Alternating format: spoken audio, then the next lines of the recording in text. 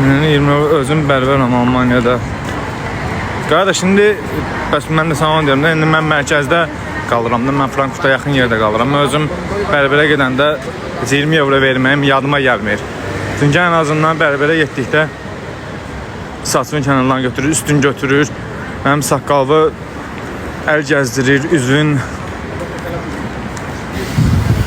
Hamısı üst-üstə gələndə özün bilirsən burada ada deyirlər.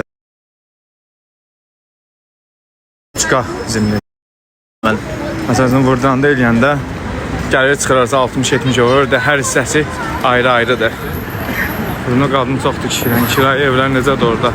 Harda? Burada?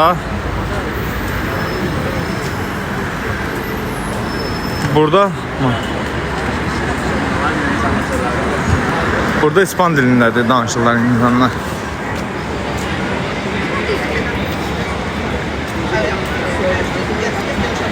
Pul bərə gir.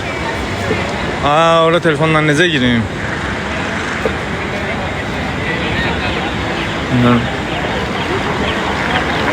Aha. Sonra hara gedək? Hansı tərəfə gedək?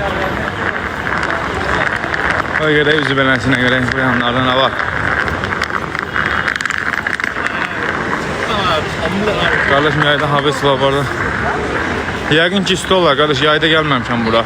Amma deyirlər, hə, isti olur.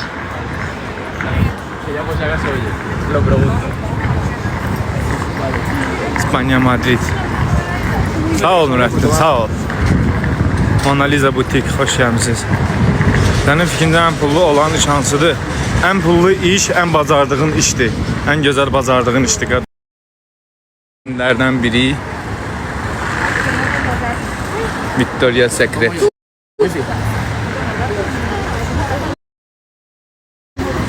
Opa, sorry. İspanya şəhərlərsin. Mən başqa olmamışam. Madrid. Allah inşallah bir insan kimi, profesyonel bir ətrisi kimi, yəni ətri haqda, yəni xahiş edən mövzunu bağlayaq.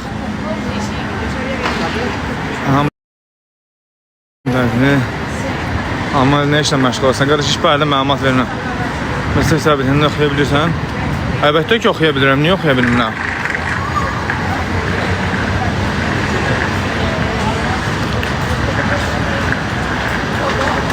Nə yaxşı gedibsiz? Gəzməyə gəlmişəm.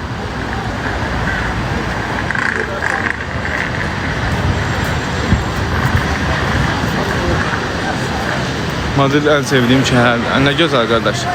Buralar xoş gəlmişsin. Həmişə gəldim. Çox sağ olun. Təşəkkür edirəm. Bugün artıq son günümdür burada. Daha sonra qoy buradan keçim o tərəfə.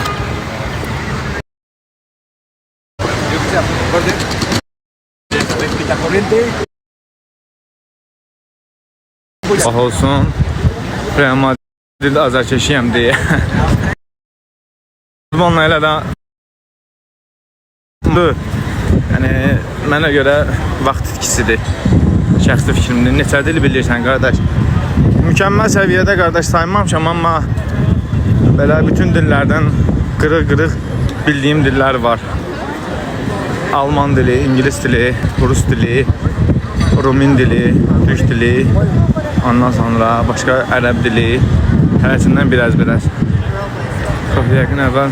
Qardaş, özüm Almaniyada yaşayıram. Sadəcə burada qonaq gəlmişəm. İnsan istər-istəməz öyrənir. Yəni, durub qrammatik cəhətdən olan isminə danışamıram, amma ən azından gündəlik bütün dillərdə və ediyyətdə bir səviyyəsində rahat şəkildə danışa bilirəm.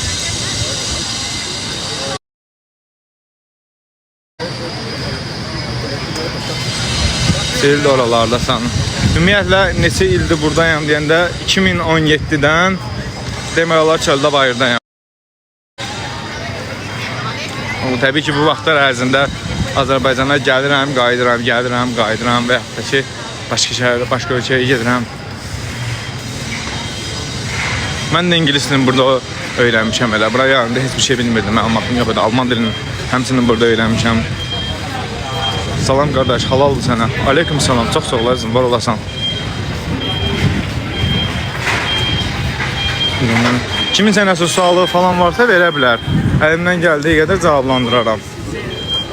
Eğer bildiğim mevzudursa.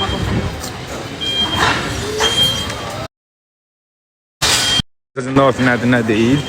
Geyim cəhətdən benimlə buraya geyim dükanlarına girməmiş. Amma dünən bir dənə dükkana girdim, bir kofta gördüm bəyənməyə.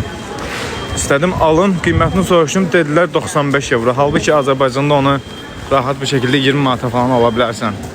Nə vaxta kimi ulduz, nə vaxta kimi ölkə gəzəcəksən. Şəxsdə dedim, tamam inşallah deyərsən. Ay Ulduz xanım, nə vaxt